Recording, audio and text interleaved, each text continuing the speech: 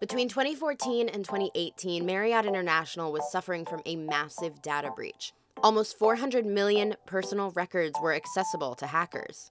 That included the usual, like names, addresses, credit card numbers, and phone numbers, and some more rare info, like passport numbers and travel locations. It was one of the largest data breaches in history. But how did this happen? And who is being held accountable?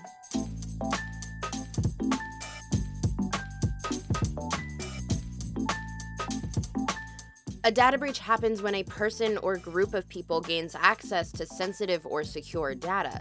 Usually that's financial data or personal data. This could be credit card information, banking information, what we call personally identifiable information, or PII, and that's things like your social security number, your date of birth, your home address, health records. And if you've been watching, you might have noticed the number of data breaches has been increasing. And so has the number of people affected. So most data is now stored in the cloud. We're putting in a space where technically you can access it anywhere, and that gives access not just to the employees who are working everywhere and anywhere, but to people who might want to gain unauthorized access. Some of the companies that were around every day, they've all been hacked. Yeah, you can feel pretty helpless in this day and age when it comes to keeping your data protected. It seems like everybody's working against us.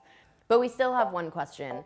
Who's working for us? Almost all of these major data breaches have been preventable. When Marriott bought Starwood Hotels in 2016, they didn't check up on or fix their cybersecurity system. And even some employees said that that system was vulnerable to hacks. In 2015, an employee at one of Anthem's subsidiaries clicked on a phishing email, and almost 80 million user records were exposed. I would say as of now, the current approach is consumers are bearing the risk when they decide to create an account, to submit credit card information or any other sensitive information to a website. Marriott is now facing a massive class action lawsuit, as many organizations have before them. But what consumers need isn't compensation, it's security. You don't want to wait until after something has gone wrong to make sure you're protecting the data to the best of your ability. They should be constantly reevaluating what they currently have in place. Are there areas of weakness that make them more vulnerable to being hacked, and putting the time and honestly money into updating when necessary. But until then, what can you do to keep your information safe? Stay up to date on your financial records, check your credit card statement, review your credit report every few months, and on a basic level, use a password manager. People don't like to be bothered by the extra work, but security is work. And when we focus more on just getting to what we want, we worry less about security, we're making ourselves more vulnerable.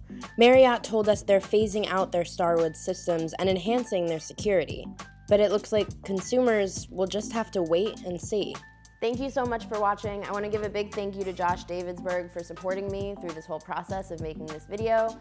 Check out the NEwsbin channel to see all the other projects we got to work on this semester, and check out Capital News Service to see other great works of student journalism.